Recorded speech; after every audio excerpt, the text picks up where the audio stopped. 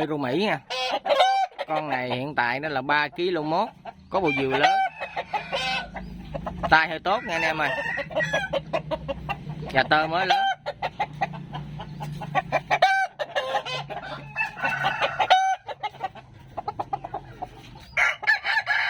Đây, gà tơ mới lớn, 3 kg mốt, có bầu dìu lớn.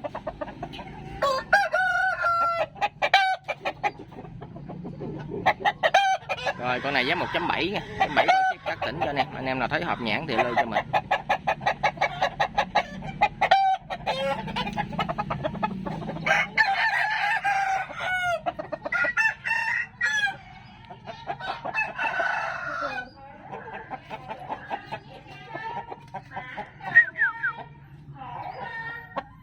Sống hạt Việt lấy con.